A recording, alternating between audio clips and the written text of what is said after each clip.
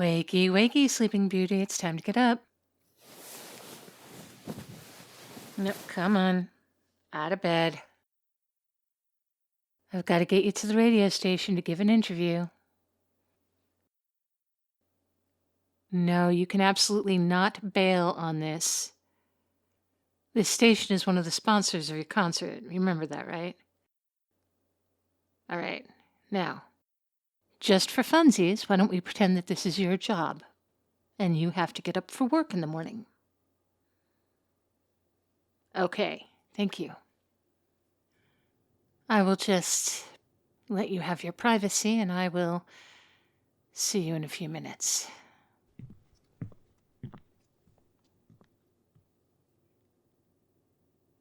Oh, hey. That was faster than I expected you to be. I don't know. I guess I thought you would take more time doing your hair or something. Oh, no. It looks fine. It looks great. You look fabulous. You always do. Well, you ready then? Okay, let's go. Oh, no car today. They offered to send one, but I said no. Yes, I'm sure a limo would be lovely, but you've had limos before, you'll have them again. They're never going to vet your drivers for you the way I will. And even if they did, regular drivers aren't trained in evasive maneuvers, so I'll be driving. Hop on in. No.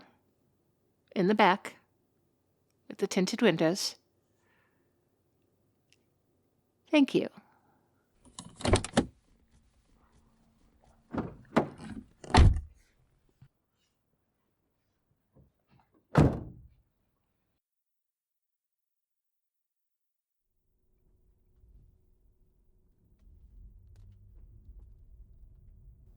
How did I start what? The car? It's just a push button.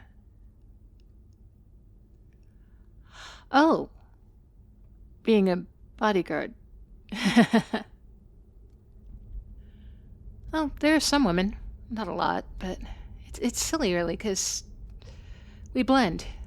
People aren't expecting a woman to be on protective detail.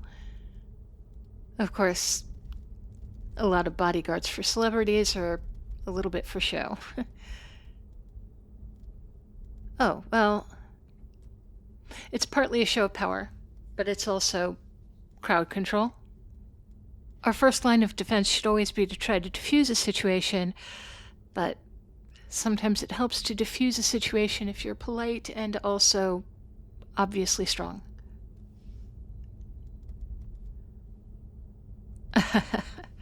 Thank you. I do like to keep fit, but I'd be lying if I said that my job didn't play a factor in how big I get. Nature gave me the height. Gold's Gym gave me the biceps.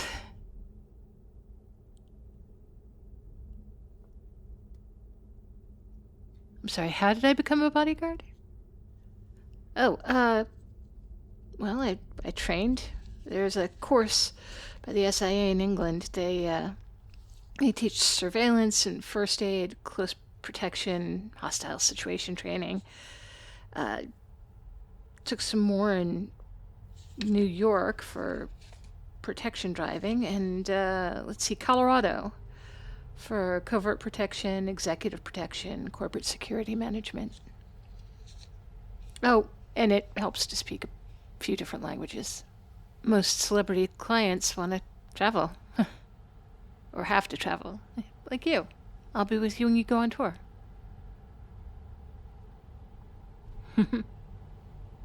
Yeah, get used to my face.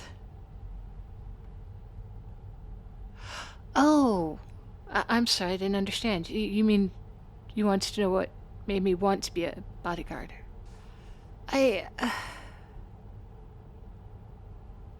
It's kind of embarrassing, actually. It's very childish. but that's because I was still a kid when I realized I wanted to do it. Okay, so when I was a kid, my parents moved around a lot. I was always the new kid. And bullies like to target new kids. People who don't have a support system, who don't have a group of friends who will look out for them, stand up for them, or even just comfort them when they're picked on. Add to the fact that I was taller than anybody in my class, and it made them feel like, I don't know, like bigger, badder for having stood up to the tall new kid. I couldn't fight. I didn't want to fight. So they would sort of win by default, if that makes sense. When you fight and you're little, the person who cries first is the one who loses. And I was a crybaby. Well, looking back, I was probably really stressed about always being in a new place every year and a half, but my father always wanted me to stand up for myself, right? He wanted me to not take shit. And I tried, but I didn't feel confident. So he got me self-defense lessons.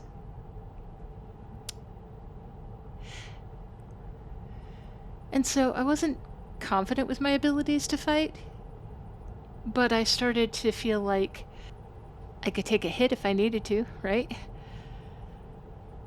So there had been this girl in middle school. To this day, I don't know what her name was. I never learned it. She was only in one of my classes, and she made that class miserable for me when she was in it. She was absent a lot, skipping class or being sick, or I don't know what was going on with her, but she was only in class maybe one day out of a week. Looking back, she definitely had her problems as well. I just will never know what they were because I don't know who she was. But from the very first day of school, she hated me. I'd never seen her before. I had no idea why. I thought it was a case of mistaken identity at first. Or maybe she saw me talking to a guy that she liked. The first time I ever noticed her glaring at me was when I was talking to some boy, and she caught my eye across the room, and her lip was curled, and she was just giving me the worst stink eye I've ever seen in my life. I asked him if she was his girlfriend, and he said no. And again, I don't know if this was true, because I didn't know any of them. I knew he was flirting with me, and she was giving me the stink eye. It seems the most natural explanation, but I never did find out why she hated me. But she spent the better part of that school year, when she was in class, just trying to antagonize me. If she walked past my desk on the way to her own, she would bump me with her hip or knock my book to the floor. If she saw me in the hall talking to a friend, she would say, "Ew, why are you talking to her?" One day it escalated to the point where she walked past and she actually smacked me upside the back of the head when she walked past. And I just said, there was no pretending, there was no feigned innocence that she accidentally bumped me or knocked my books down. Just thwack as she walked past. And I said, "What on earth did I do to make you act like such a bitch to me?" And she was so excited. She said, "Oh my God, now it's on. You called me a bitch. I'm going to kick your ass after class." All right. Class ended. Everyone filed out. And I dragged my heels, hoping that she would have to get to her next class, even though I knew better. And I knew that I had to deal with this finally. When I got out of the class, she was there with two of her friends. I thought for certain I was about to have my ass handed to me. She grabbed my shirt by the cuff as I was holding my books close to my chest. And as she held me by the cuff of my shirt, she said to her friends, "This is the one I was telling you about. She called me a bitch." I said to her, for her friend's benefit, I asked you why you were acting like a bitch to me. Because you hit me, and I literally have no idea who you are, or why you have a problem with me. She repeated to me that she was going to kick my ass for that, and she was still holding me by the cuff of my shirt. So I asked her if we were going to get this over with, or if she was just going to stand there holding my hand, because I had another class to get to. She tried to shove me by my wrist a little bit and let go, and said, "You're not worth it." I said, "Alrighty then," and I turned to walk away. As I was walking down the hall, she shouted after me, "You'd better run before I change my mind." Of course, I wasn't running at that point. I wasn't scared of her anymore. I realized that I didn't actually have to fight. I just had to be not afraid to fight. And that would take care of half the confrontations I was getting into. Now, admittedly, that was middle school. And we were growing out of the age where we would actually get into fisticuffs as kids. But it wasn't the last time I moved to a new school and somebody tried to bully me. It was just the last time anybody had been successful in scaring me. Suffice it to say, I kept taking those self-defense classes. It was nice to be able to feel like I could talk my way out of a fight if I just wasn't afraid to fight. I felt like I had a sense of control over things at a time when I didn't have a lot of control in my life. I hadn't really thought about it as any kind of career, though. I just thought it was nice to have this little trick up my sleeve for handling conflict. Then one day, I was visiting a museum, and there was this Secret Service detail that was coming in and checking the place out. They were speaking to the director about points of entry and which of the staff had keys and which of the staff would be there on the day of some event coming up so that they could get background checks done on them. See, there was this politician who was going to be visiting this historic landmark. One of the Secret Service detail was a woman. She was dressed like Secret Service Barbie. She had her black suit on, her black glasses, so you can see which direction she was looking. She had the little earpiece with the wire going down into her jacket, and she just looked like she was straight out of Men in Black. And she just looked so capable and cool. I watched the event a few weeks later when the politician was visiting the landmark, and I saw her in the video footage watching the crowd, part of his personal protection order. And I thought that it was really cool that there was this big powerful man who was surrounded by other big powerful men, and she was there to protect him. She wasn't just handling her own shit. She was protecting them. And then I decided I wanted to be her when I grew up. Oh, but non-governmental personal protection pays better. And on a regular basis, we get to go to wilder parties. Okay. That was it. That was my bodyguard origin story.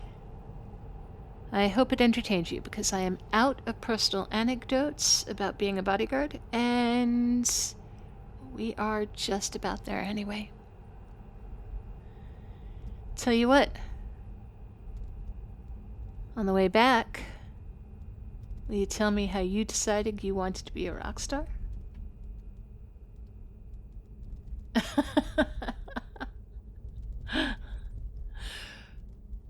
The female bodyguards, huh? Oh, goodness. I can see I'm going to have to keep an eye on you in all sorts of ways. All right, Rockstar, here we are. You know the routine. Wait in the car while I get out, and I'll open the door for you when I think it's safe.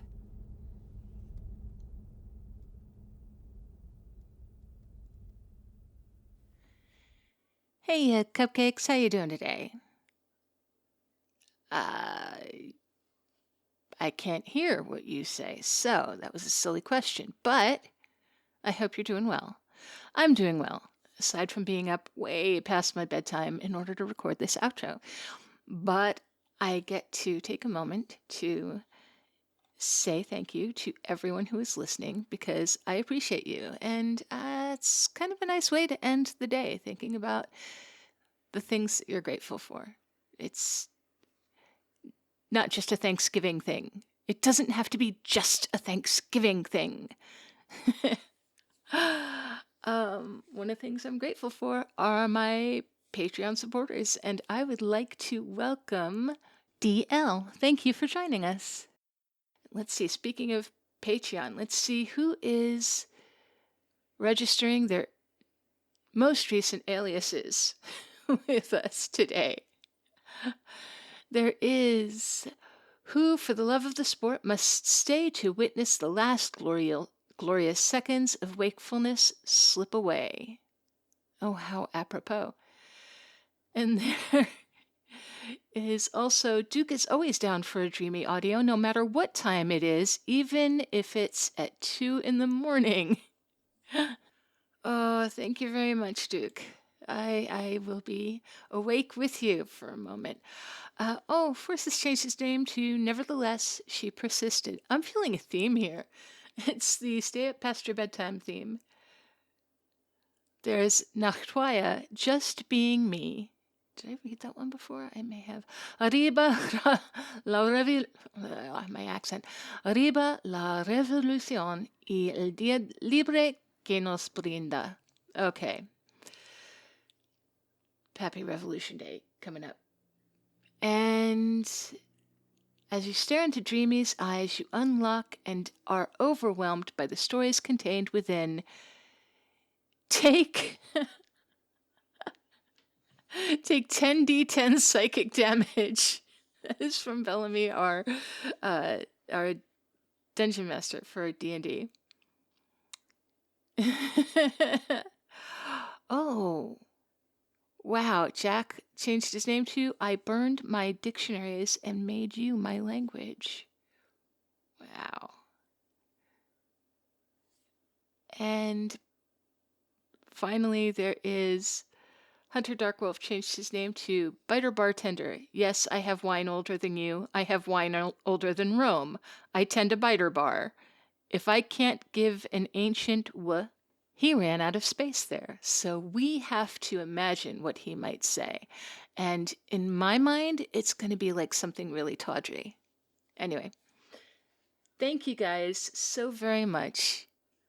I am going to finish editing this and go to bed now. As always, I hope you guys are being as good to yourselves as you are to me, and I will talk to you tomorrow. Take care. And nighty-night. And also, yawn.